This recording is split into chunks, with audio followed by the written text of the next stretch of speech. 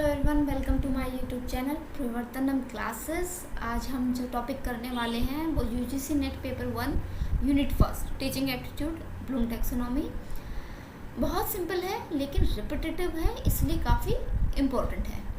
अगर आप इस चैनल पर नए हैं तो प्लीज़ इस चैनल को सब्सक्राइब करें और इस वीडियो को अपने दोस्त के साथ, अपने क्लासमेट के साथ शेयर करें सो दैट वो भी इस टॉपिक को सीख पाए। So we will start with this topic, Bloom taxonomy. जो ब्लूम टैक्सोनॉमी है वो समझेंगे सबसे पहले कि है क्या। ब्लूम टैक्सोनॉमी एक फ्रेमवर्क है। किस चीज़ के लिए फ्रेमवर्क है? हमारे एजुकेशनल ऑब्जेक्टिव्स को कैटेगराइज करने के लिए, और ये हेल्प करता है टीचर्स को डिज़ाइन करने में हमारे लर्निंग आउटकम्स, हमारी टीचिंग स्ट्रैटेजीज एंड हमारे असेसमेंट्स। और ये सबसे पहले 1956 में बेंजामिन ब्लूम थे जिन्होंने इसको डेवलप किया था, लेकिन 2001 में एडिसन एंड क्रैथहॉल ने इसको रिवाइज किया 1956 में एंड देन 2001 में। अब कॉग्निटिव जो ये ब्लूम टैक्सोनॉमी है इसमें 3 डोमेन है हमारे, cognitive, affective, psychomotor. Cognitive domain जो है वो रिलेटेड है हमारी थिंकिंग से, रिलेटेड है हमारी नॉलेज से। जो अफेक्टिव डोमेन है वो रिलेटेड है हमारी फीलिंग से, हमारे एटीट्यूड से, हमारी वैल्यूज से। और जो साइकोमोटर है वो रिलेटेड है हमारे फिजिकल स्किल से, हमारे एक्शन से। तो 1 बाय 1 हम इन डोमेन को कंप्लीट करते समझते हैं कि है क्या। सबसे पहले हम बात करेंगे कॉग्निटिव डोमेन की। बताया 1956 में इसको दिया बेंजामिन ब्लूम ने और 2001 में इसको रिवाइज किया। ये रिवाइज हुआ क्यों किया? क्योंकि जो पहले जो डोमेन था वो नाउन फॉर्म में था, बाद में उसको वर्ब फॉर्म में चेंज किया। तो इसका मतलब क्या है कि अब हम लर्निंग को सिर्फ नॉलेज एक्वायर करना नहीं देख रहे, अब हम देख रहे हैं कि उसको हम कैसे एक्टिवली यूज़ कर रहे हैं, डेमोन्स्ट्रेट कर रहे हैं। वर्ब क्या है? डेमोन्स्ट्रेट। तो ये चेंज हुआ। पहले नॉलेज था, उसको रिप्लेस किया रिमेम्बरिंग से। कॉम्प्रिहेंशन को चेंज किया अंडरस्टैंड से। एप्लीकेशन को बोला गया अप्लाई। एनालिसिस को बोला गया एनालाइज। और जो टॉप के जो हाईएस्ट के जो 2 लेवल थे उनको चेंज किया। 1956 में हम पहले सिंथेसाइज कर रहे थे, फिर इवेलुएट कर रहे थे। जब 2001 में का जो चेंज आया, उन्होंने बोला कि हम पहले इवेलुएट करेंगे फिर क्रिएट करेंगे, जो वर्ब फॉर्म में था। ठीक है, अब हम इसको 1 बाय 1 हर लेवल को समझते हैं। जो लेवल्स हैं वो सिंपल से, let me change the ink pen की थिकनेस भी। गुड। ये सिंपलेस्ट है, कॉम्प्लेक्स है, लोवेस्ट लेवल है, हाईएस्ट लेवल है। इसको अगर हम याद करेंगे तो कैसे? चलो पहले समझते हैं फिर ट्रिक बताते हैं। सबसे पहला स्टेप लेवल है रिमेम्बरिंग, रिकॉल करना, फैक्ट्स को रिकॉग्नाइज करना, कंसेप्ट थ्योरीज को रिकॉग्नाइज करना और टर्मिनोलॉजी। मैं जो स्ट्रेस के कॉजेज हैं, लिस्ट साइंस हैं, सिम्टम्स हैं, उनको लिस्ट कर दूँ, रिमेंबर। फिर बात करेंगे अंडरस्टैंडिंग। ये बताता है कि जब हम आइडियाज़ और कंसेप्ट को खुद के शब्दों में एक्सप्लेन करें या उस इन्फॉर्मेशन को खुद के शब्दों में इंटरप्रेट करें कि इस इन्फॉर्मेशन से हमने क्या सीखा है। मैं एक्सप्लेन करूं कि जो क्रोनिक स्ट्रेस है वो कैसे अफेक्ट करती है हमारी physical as well as mental health को। तो ये मेरी अंडरस्टैंडिंग होगी। फिर बात आती है अप्लाई की। अप्लाई में क्या करेंगे? जो नॉलेज हमने सीख ली है उसको हम प्रैक्टिकल तरीके से अप्लाई करेंगे और ये सिचुएशन में उसको अप्लाई करेंगे। फॉर एग्जांपल, हम जो है रिलैक्सेशन टेक्निक को डेमोन्स्ट्रेट करें एक सिमुलेटेड सिचुएशन में।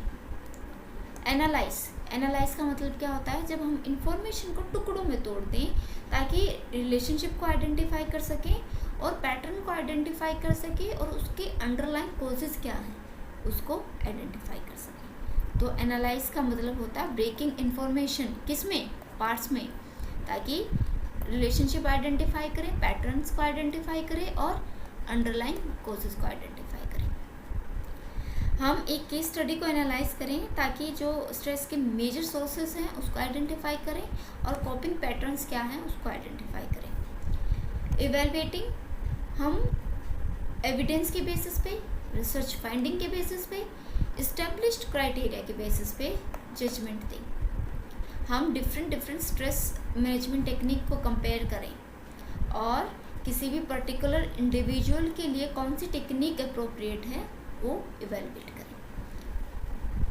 लास्ट लेवल क्रिएटिंग, हम क्या करते हैं, नॉलेज को कंबाइन करते हैं to produce something new, original और इनोवेटिव। यही तो क्रिएटिंग है,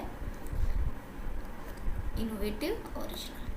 हम स्ट्रेस मैनेजमेंट प्रोग्राम ही डिज़ाइन कर दें, किसके लिए, कॉलेज स्टूडेंट के लिए ड्यूरिंग एग्जामिनेशन पीरियड। ये हमारी क्रिएटिंग है कि हमने हमारी नॉलेज को कैसे यूज़ किया है, और इसको हम याद करेंगे RUASC, याद रखेंगे। सबसे पहले हम रिमेंबर करेंगे, फिर अंडरस्टैंडिंग करेंगे। अंडरस्टैंडिंग किस चीज़ की, जो हमने रिमेंबर किया है, और सबसे पहले एनालाइज करें, अप्लाई करेंगे, फिर एनालाइज करेंगे। एप्लीकेशन के बाद एनालाइज करेंगे, उसको टुकड़ों में तोड़ेंगे, उसके रिलेशनशिप पैटर्न को आइडेंटिफाई करेंगे, इवेलुएट करेंगे, फिर क्रिएटिंग करेंगे। आई होप ये जो लेवल है या ये जो डोमेन है कॉग्निटिव आपको समझ में आया। 6 लेवल है, highest, lowest to simplest. Remembering से स्टार्ट है और क्रिएटिंग पे ख़त्म है। अफेक्टिव डोमेन जो 1964 में हमारे क्रैथहॉल, ब्लूम एंड मैसे ने दिया था, इसको हम फीलिंग डोमेन बोलते हैं क्योंकि इसका फोकस इमोशन पे है, एटीट्यूड्स पे है, वैल्यूज़ पे है, और ये बताता है इंडिविजुअल की विलिंगनेस को टू लर्न एंड पार्टिसिपेट, सीखने के लिए और पार्टिसिपेट करने के लिए विलिंगनेस। तो फीलिंग डोमेन और विलिंगनेस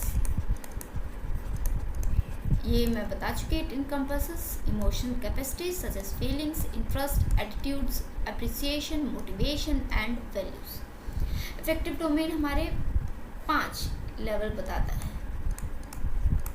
अब वो चाहे कॉग्निटिव है, वो चाहे अफेक्टिव है, चाहे साइकोमोटर है, ये लेवल स्टार्ट होंगे सिंपल से, लोएस्ट लेवल से कॉम्प्लेक्स और हाईएस्ट लेवल तक, ठीक है। ये है receiving, responding, valuing, organisation, characterisation.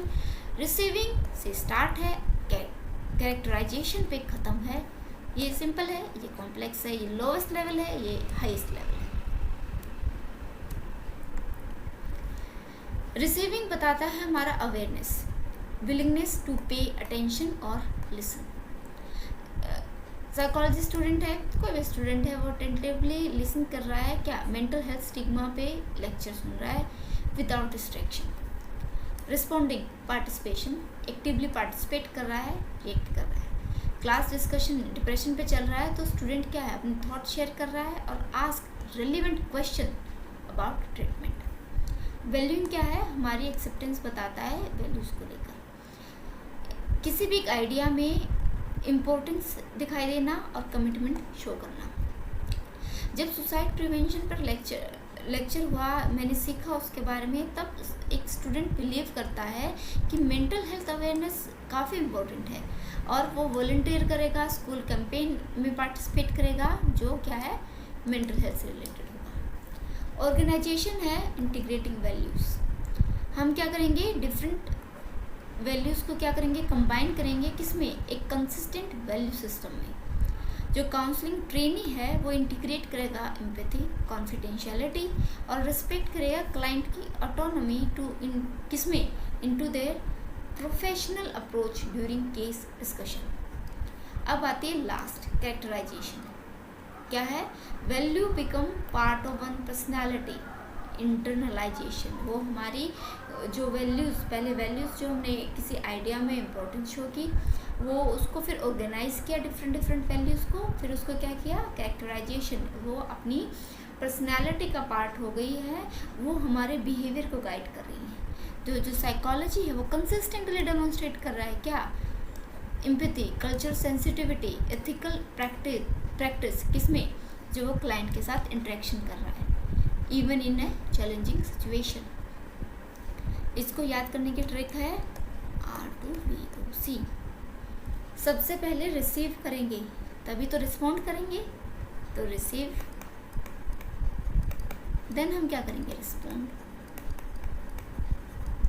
VOC किसी भी आइडियाज़ में वैल्यू शो करना, कमिटमेंट या इम्पोर्टेंस दिखाई देना।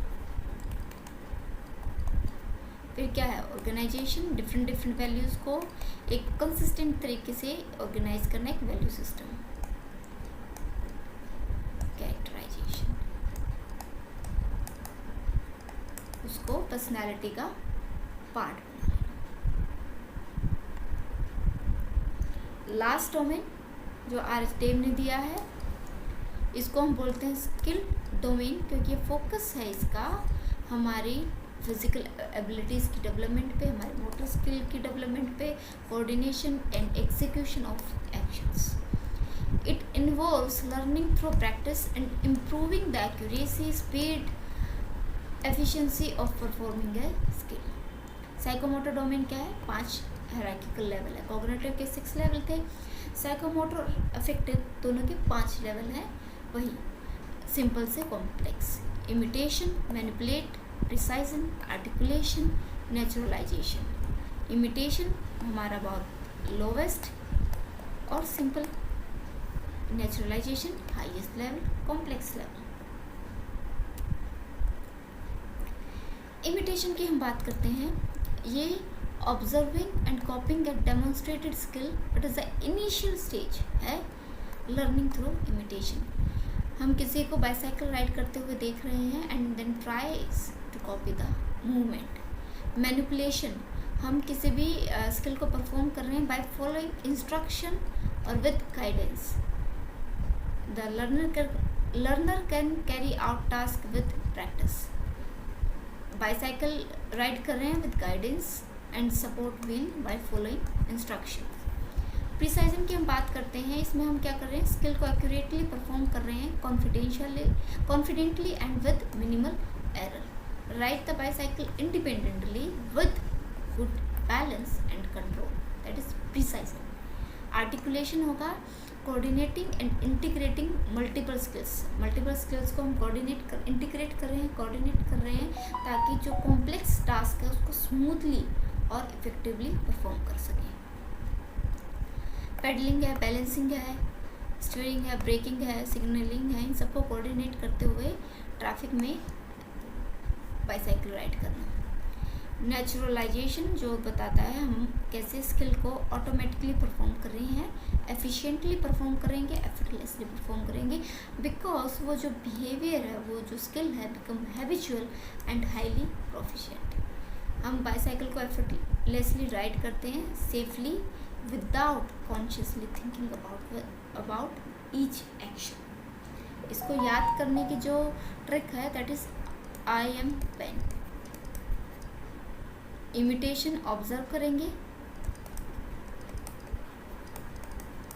मैनिपुलेट,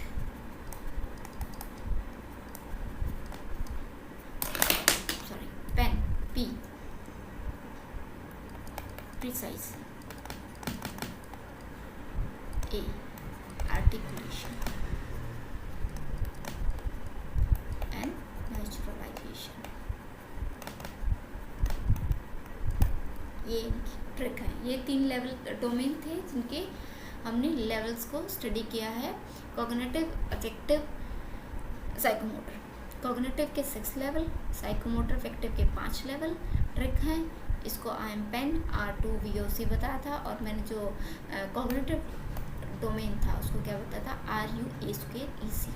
ठीक है, सबसे पहले क्या करेंगे, रिमेंबर, देन ये तो हम अंडरस्टैंड करेंगे, फिर हम क्या करेंगे, अप्लाई करेंगे, उसके बाद एनालाइज करेंगे, इवैल्यूएट एंड क्रिएटिंग।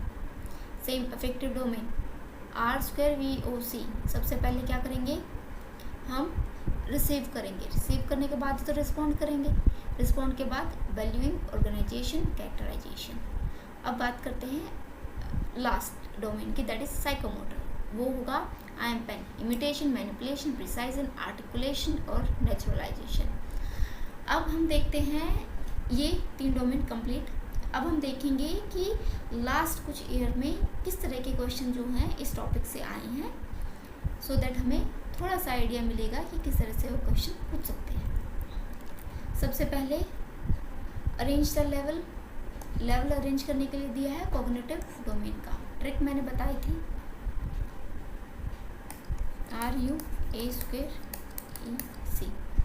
ठीक है, इससे हो जाएगा। आप हर क्वेश्चन को ट्राई करना, बाद में मैंने आंसर की दे रखी है। कॉग्निटिव डोमेन इसमें से पूछ रहे हैं कि हाँ, कॉग्निटिव डोमेन कौन कौन से हैं। ये कॉग्निटिव है, ये हमारा है अफेक्टिव, ये कॉग्निटिव है, ये साइकोमोटर है, ये हमारा कॉग्निटिव है। इसको सीखेंगे कॉग्निटिव कैसे, A²EC, अफेक्टिव कैसे, R²EOC, साइकोमोटर कैसे, I am pen। इजी कर सकते हैं आप लोग।